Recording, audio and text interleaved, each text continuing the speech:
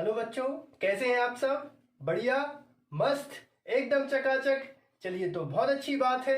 और इस वीडियो में हम पढ़ेंगे क्लास 12th फिजिक्स की जो 3rd यूनिट है, जिसका नाम है विद्युत धारा का चुंबकीय प्रभाव एवं चुंबकत्व के most important objective type question.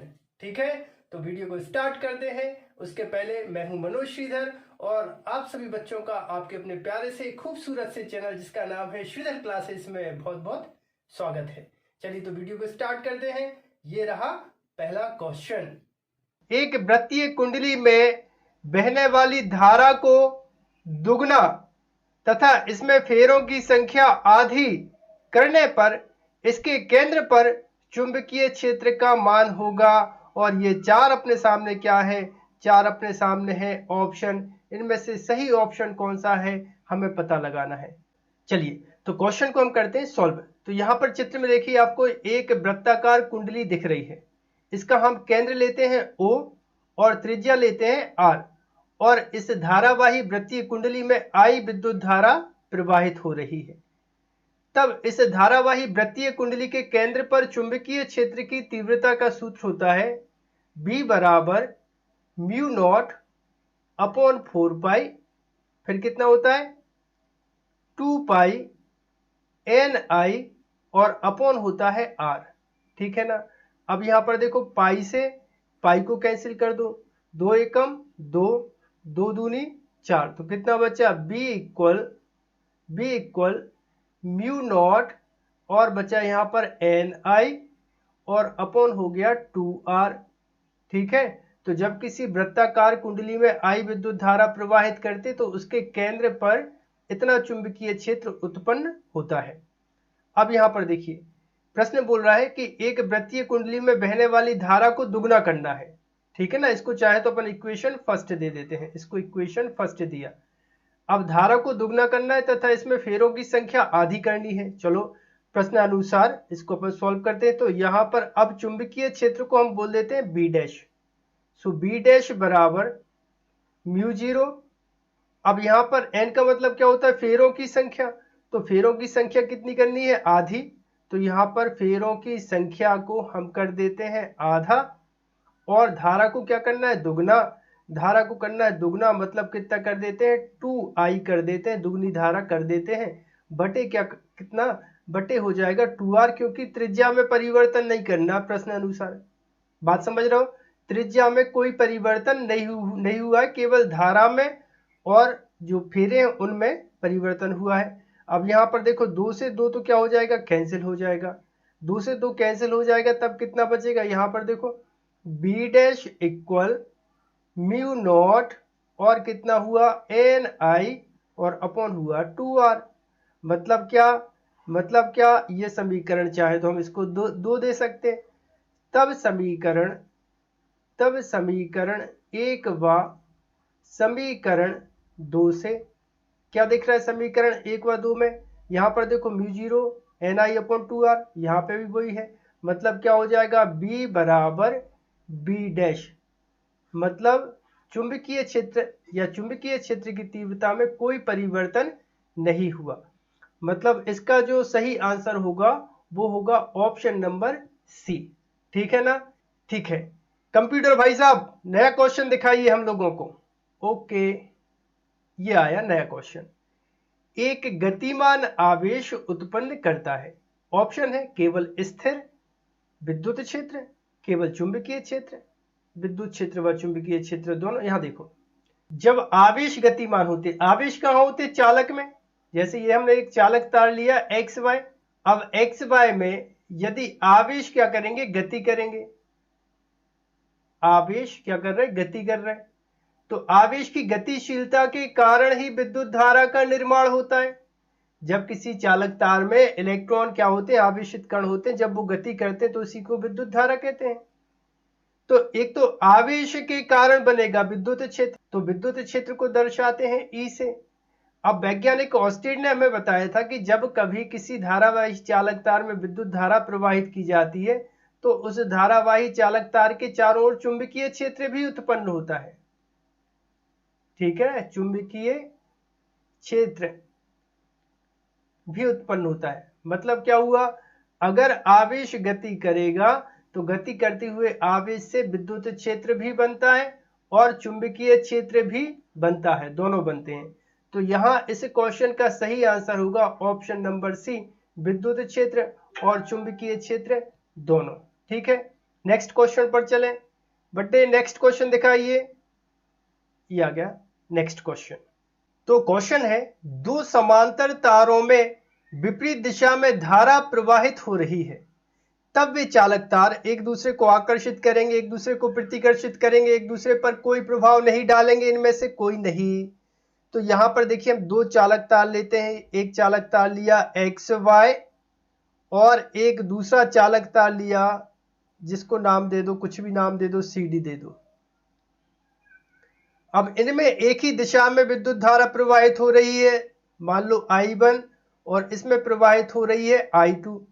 तो हमें पता है कि जब दो चालकों में एक ही दिशा में विद्युत धारा प्रवाहित होती है, तब ऐसे धारावाही चालक तार हमेशा एक दूसरे को क्या करते हैं, आकर्षित करते हैं। मतलब क्या हुआ, इनके बीच में बल लगेगा, और कौन सा बल लगेगा, आकर्षण बल लगेगा। ठीक है ना, तब इस क्वेश्चन का सही आंसर होगा ऑप्शन नंबर ए, वे एक दूसरे को क्या करेंगे, आकर्षित करेंगे। ठीक है, कंप्यूटर बड्डे नेक्स्ट क्वेश्चन दिखाइए। एक आदर्श वोल्टमीटर का प्रतिरोध कितना होता है? बच्चा को पता है, बहुत फेमस क्वेश्चन है कि एक आदर्श वोल्टमीटर का प्रतिरोध अनंत होता है। ठीक है, नया क्वेश्चन। ठीक है, एक अल्फा कण एक चुंबकीय क्षेत्र के समांतर गति कर रहा है, उस पर लगने वाला बल कितना होगा, ये हमें ज्ञात करना है। भाई साहब देखिए, इस तरह से अगर हम एक चुंबकीय क्षेत्र बनाए और इस चुंबकीय क्षेत्र में एक अल्फा कण क्या कर रहा है, गति कर रहा है। और कैसे गति कर रहा, जिस दिशा में चुंबकीय क्षेत्र है उसी दिशा में क्या कर रहा, गति कर रहा। मतलब थीटा की जो वैल्यू है वो 0 डिग्री हो जाएगी। अब बच्चों आपको पता होगा कि जब कोई आवेशित कण किसी चुंबकीय क्षेत्र में गति करता है तो उस गति करते हुए कण पर एक बल लगता है, उस बल को कहते हैं लॉरेंज बल। और लॉरेंज बल का सूत्र होता है F बराबर क्यू भी बी साइन थीटा। ठीक है ना, अब यहाँ पर थीटा की वैल्यू क्या है, 0 डिग्री, थीटा की वैल्यू क्या है, 0 डिग्री। तो F बराबर क्यू भी बी, और यहाँ पे आ जाएगा कितना, साइन 0। साइन 0 की वैल्यू होती है 0, तो यहाँ पर कितना आ जाएगा, F इक्वल साइन 0। तो ये पूरा कितना हो जाएगा, 0। मतलब जब अल्फा कण या जब कोई भी आवेशित कण किसी चुंबकीय क्षेत्र के समांतर गति करे, मतलब जिस दिशा में चुंबकीय क्षेत्र उसी दिशा में आवेशित कण गति करेगा, तो उस पर लगने वाले बल का मान क्या होगा, 0 होगा। तो इस क्वेश्चन का सही आंसर होना चाहिए ऑप्शन नंबर सी, 0। बोलो क्या कहते हो? ठीक है, कंप्यूटर भाई साहब नया क्वेश्चन है, एक तार जिसकी लंबाई L है। चलो हम यहाँ पर एक चालक तार बना लेते हैं, उस चालक तार की लंबाई रखते हैं L में I विद्युत धारा प्रवाहित हो रही है। चलो धारावाही चालक तार में I विद्युत धारा प्रवाहित कर देते हैं। यदि उसे B तीव्रता के चुंबकीय क्षेत्र में रखा जाए तो उस पर लगने वाला बल अधिकतम कब होगा? मतलब यह है कि यहाँ पर एक चुंबकीय क्षेत्र है, यहाँ पर एक चुंबकीय क्षेत्र है, और उस चुंबकीय क्षेत्र को नाम दे देते हैं B। अच्छा यहाँ देखो, जैसे इस चालक तार को हम नाम दें X और यहाँ पर लिख देते हैं Y, तो X Y क्या हो गया, एक धारावाही चालक तार हो गया जिसकी लंबाई L है, चुंबकीय क्षेत्र में इसको हमने रखा है। तब इस चालक तार पर लगने वाला होगा बल, उस बल को हम क्या कहते हैं, F equal B I L sine theta. बोलो क्या कहते हो भाई साहब, F equal B I L sine theta. जब कोई चालक तार किसी चुंबकीय क्षेत्र में स्थित होता है तो उस धारावाही चालक तार पर लगने वाला बल लॉरेंज बल कहलाता है, इतना इसका मान होता है। अब चूंकि हमें निकालना क्या है, उस पर लगने वाला अधिकतम बल, अधिकतम बल कब निकलेगा? जब साइन थीटा की वैल्यू क्या हो? 1 हो। ठीक है ना, जैसे यहाँ पे थीटा इक्वल 0 रखेंगे तो थीटा इक्वल क्या रखोगे? 0 रखोगे तो यहाँ पे साइन 0 की वैल्यू हो जाएगा, मतलब बल का मान भी 0 हो जाएगा। और हमें बताना है अधिकतम, मतलब हम थीटा की वैल्यू क्या रखें? थीटा की वैल्यू हम रखेंगे 90 डिग्री। तब ये क्या हो जाएगा? F इक्वल हो जाएगा BIL और यहाँ पे आ जाएगा साइन 90। अब साइन 90 का मान कितना होता है? साइन 90 का मान कितना होता है? 1। सो F इक्वल कितना हो जाएगा? BI और L, साइन 90 का मान 1।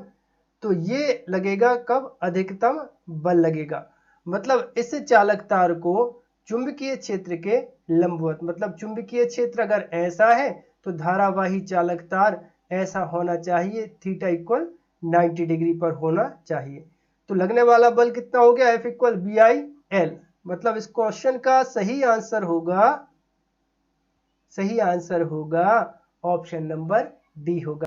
7वां है, जब किसी चालक में विद्युत धारा प्रवाहित की जाती है तो वह आकाश में उत्पन्न करता है। भाई साहब, तो यहां देखिए एक धारावाही चालक तार है, इसको नाम दिया XY।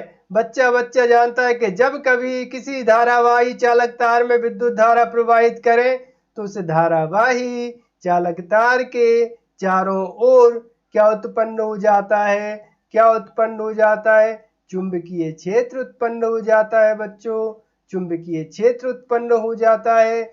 चालक तार में विद्युत धारा प्रवाहित करें तो चुंबकीय क्षेत्र उत्पन्न हो जाता है।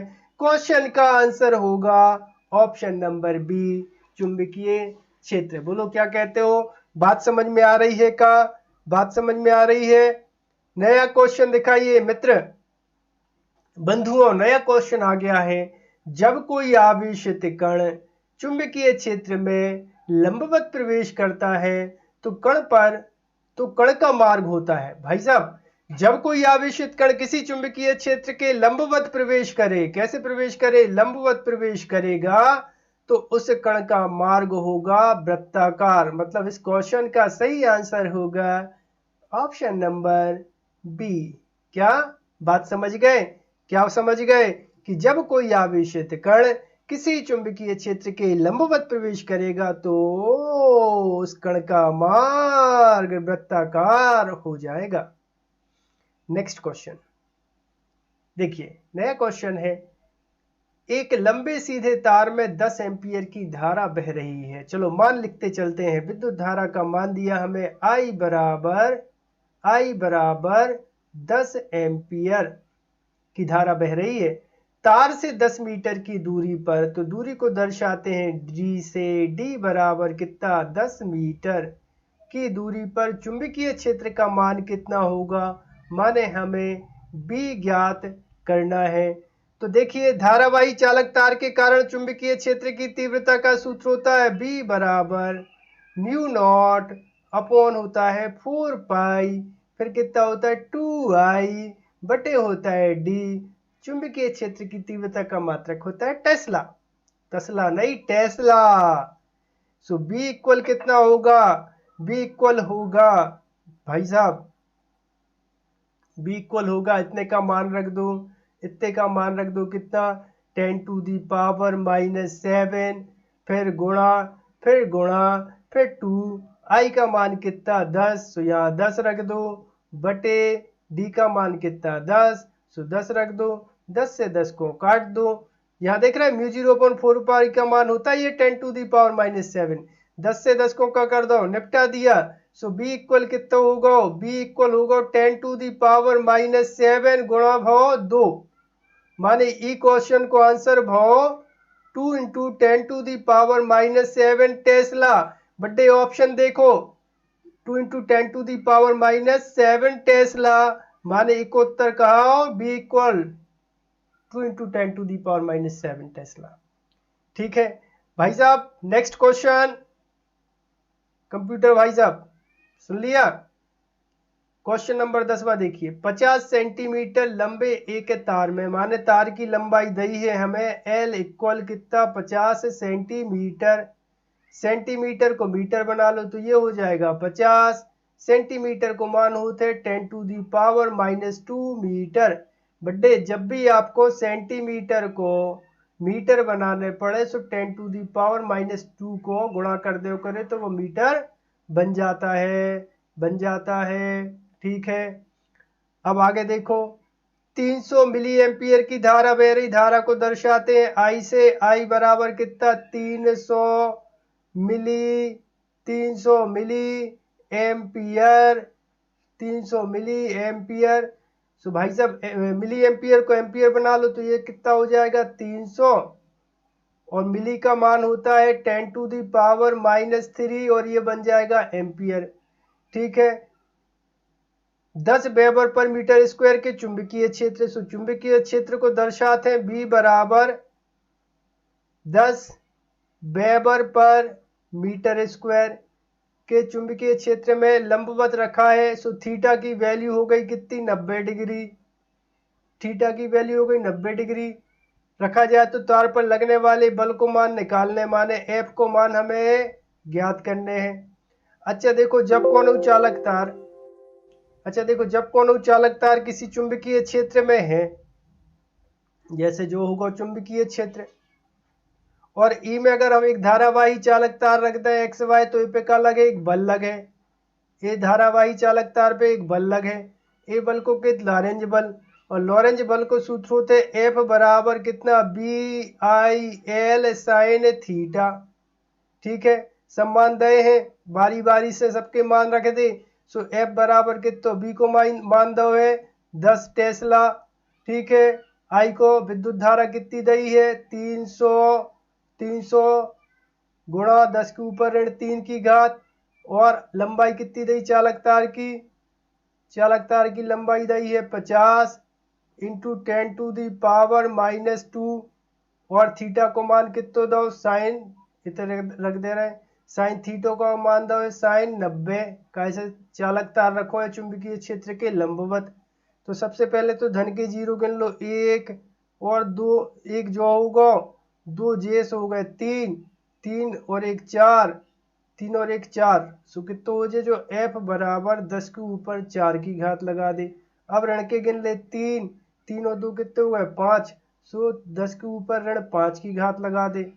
ठीक है, और का भाव 5 तिया 15। सो इतने लिख दे 15। अब कितो बनो एफ बराबर 5 में से 4 गए तो कितो बचो 10 के ऊपर ऋण 1 की घात गुणा हो गए कितने 15, गुणा कितने हो गए 15। तब ई को हम आगे लिख सकते हैं एफ बराबर देखो 1.5 और 10⁻⁻1 को लिख देते हैं 1 दशमलव लगा दें मतलब, तो 1.5 न्यूटन। अब देख ले बड्डे ऑप्शन, तो ऑप्शन नंबर सी इसका सही आंसर होगा। तो भाई साहब नया क्वेश्चन आ चुका है, चुंबकीय आघूर्ण का मात्रक होता है। 4 अपने सामने ऑप्शन है, हमेशा की तरह चुंबकीय आघूर्ण का मात्रक बताना है। तो इसके लिए हम सूत्र का उपयोग करेंगे, टाउ इक्वल होता है MB साइन थीटा। सही है ना। तो यहां पर हमें क्या निकालना है, चुंबकीय आघूर्ण को कैपिटल M से दर्शाते हैं। सो M के बराबर कर दो, M के बराबर करोगे तो कितना हो जाएगा tau upon B sine theta. अब बच्चों यहाँ पे साइन थीटा का मात्रक होगा नहीं यहाँ पे, ठीक है ना। साइन थीटा है अचल राशि है, कांस्टेंट है। साइन थीटा हो गया, कॉस थीटा हो गया, नंबर हो गए, तो इनके मात्रक होते नहीं है। तब हम इसको लिखेंगे M equal tau upon B। अब जो टाउ होता है इसको कहते हैं बल आघूर्ण। टाउ का सूत्र क्या होता है, टाउ बराबर F इंटू डी होता है। सो बल का मात्रक हो जाएगा न्यूटन, दूरी का मात्रक हो जाएगा मीटर। मान रख दो यहाँ पे, तो ये हो जाएगा न्यूटन मीटर, और चुंबकीय क्षेत्र की तीव्रता का मात्रक होता है न्यूटन पर एम्पियर इंटू मीटर। तो यहाँ देखो न्यूटन से न्यूटन तो कैंसिल हो जाएगा, और एम्पियर मीटर आ जाएगा ऊपर। तो कितना हो जाएगा, यहाँ पर हो जाएगा एम्पियर इंटू मीटर स्क्वायर। ये इसका मात्रक बना चुंबकीय आघूर्ण का। तो यहाँ पर देखो ऑप्शन नंबर ए इसका सही होगा, एम्पियर मीटर स्क्वायर। कंप्यूटर जी नेक्स्ट क्वेश्चन ठीक है। चुंबकीय क्षेत्र की तीव्रता का मात्रक होता है, यहाँ पर ऑप्शन न्यूटन, न्यूटन मीटर। यहाँ पर देखिए F इक्वल होता है कितना, BIL होता है। अब यहाँ से B के इक्वल करोगे तो हो जाएगा F upon I into L। बल का मात्रक होता है बेटा न्यूटन, धारा का मात्रक होता है एम्पियर, लंबाई का मात्रक होता है मीटर, मतलब न्यूटन पर एम्पियर इंटू मीटर। तो इसका ऑप्शन होगा न्यूटन पर एम्पियर इंटू मीटर। यहाँ पे ये स्क्वायर नहीं आएगा, ये मिसप्रिंट हो गया है, गलती से मिस्टेक हो गई यहाँ पर। तो यहाँ पर आएगा न्यूटन पर एम्पियर इंटू मीटर। ठीक है, नेक्स्ट क्वेश्चन दिखाइए। ठीक है, एसआई पद्धति में चुंबकशीलता का मात्रक होता है। बच्चों देखो, कूलाम का नियम तो आपको याद होगा, क्या था, F इक्वल 1 अपॉन नहीं म्यू नॉट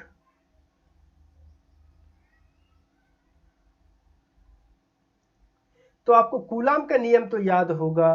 कूलाम का नियम था F इक्वल म्यू नॉट बटे 4 पाई M1 M2 बटे होता है D स्क्वायर। अब यहाँ पर 4 पाई को जैसे हम छोड़ देते हैं तो यहाँ पर बचेगा कितना, देखो D का त्रियक गुणा कर दो F में, तो ये हो जाएगा एफ डी स्क्वायर बटे हो जाएगा M1 M2 बराबर हो जाएगा म्यू नॉट। म्यू नॉट का मतलब पता है, म्यू नॉट को तो कहते हैं बेटा, म्यू नॉट को तो कहते ही हैं बेटा चुंबकशीलता। तो यहाँ पर देखो बल का मात्रक हो जाएगा न्यूटन, दूरी का मात्रक हो जाएगा मीटर, इतने स्क्वायर है तो हम भी जड़ दे रहे स्क्वायर बटे आ जाएगा ध्रुव प्राबल्य। स्मॉल एम का मतलब क्या होता है, ध्रुव प्राबल्य। स्मॉल एम बराबर होता है ध्रुव प्राबल्य और ई को मात्रक होता है बेटा एम्पियर इंटू मीटर। ठीक है, तो यहाँ पे एम्पियर इंटू मीटर। अब चूंकि ध्रुव प्राबल्य कितने बार है, दो बार है, तो इतने हमें क्या करने पड़े, एम्पियर के ऊपर भी स्क्वायर लगाने पड़े और इतने मीटर स्क्वायर भी हमें लगाने पड़े। इतने से देखो मीटर स्क्वायर तो निपट गो। सुका बच्चों न्यूटन बटे एम्पियर के ऊपर 2 की घात। ऑप्शन देख लो न्यूटन बटे एम्पियर के ऊपर 2 की घात है का ऐसो जो है, जो रहो न्यूटन, जो रहो एम्पियर के ऊपर 2 की घात, माने एक क्वेश्चन को उत्तर कहा ऑप्शन नंबर डी। ठीक है, नेक्स्ट क्वेश्चन दिखाइए कंप्यूटर भाई साहब। ये देखो ध्रुव प्राबल्य का मात्रक क्या होता है, अभी बताया मैंने कि ध्रुव प्राबल्य को दर्शाते हैं स्मॉल एम से। ठीक है, और ध्रुव प्राबल्य का जो मात्रक होता है वो होता है एम्पियर और गुणा करके होता है मीटर, अकेला मीटर, एम्पियर मीटर। ठीक है, तो यहाँ पर एम्पियर मीटर देखो ये रहा ऑप्शन नंबर बी। ठीक है कंप्यूटर भाई साहब, समझ गए। Next question. ठीक है, एक चुंबक का चुंबकीय आघूर्ण है 0.1 एम्पियर मीटर स्क्वायर।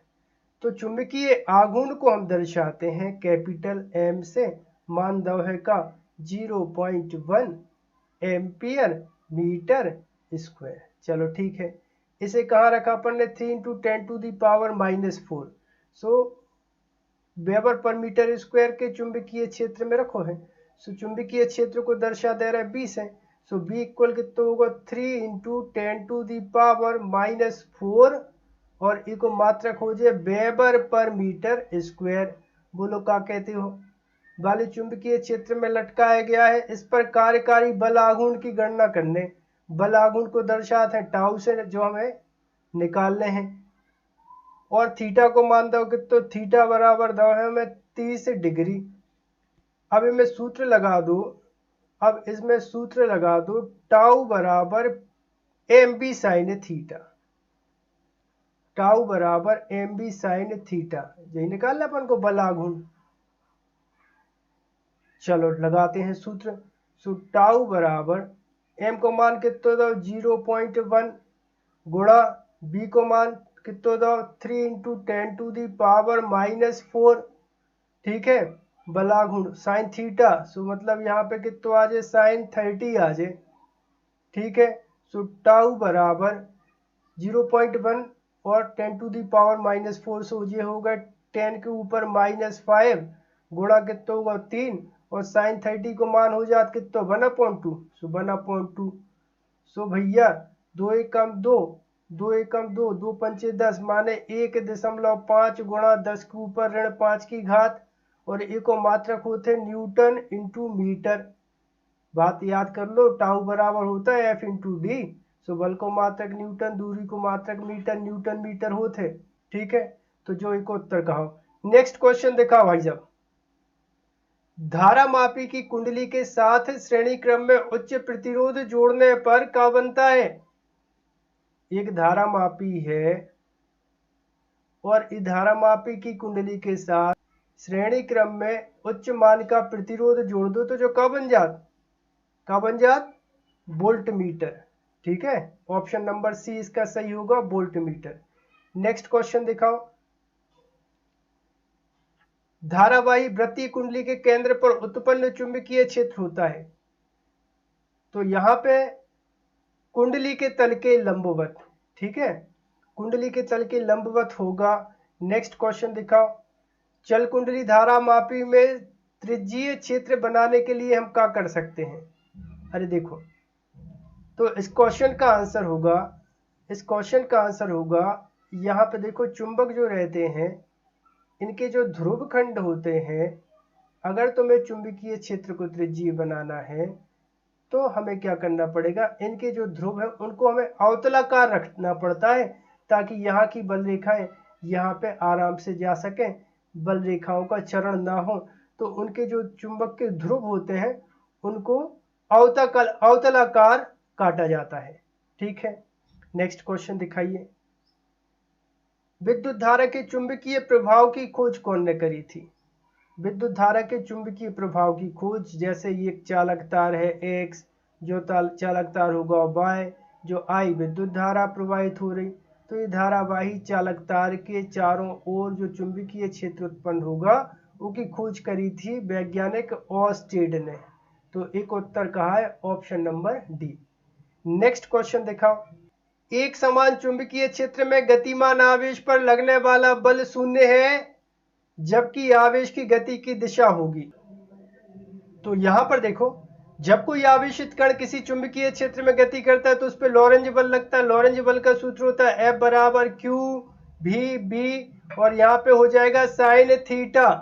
अब चूंकि यहाँ पर लगने वाला बल कितना है 0 है, माने थीटा की वैल्यू क्या होना चाहिए 0 डिग्री, तो यहाँ पे हो जाएगा F बराबर Q भी B साइन 0, साइन 0 का मान 0, सो F बराबर सब कुछ हो जाएगा 0।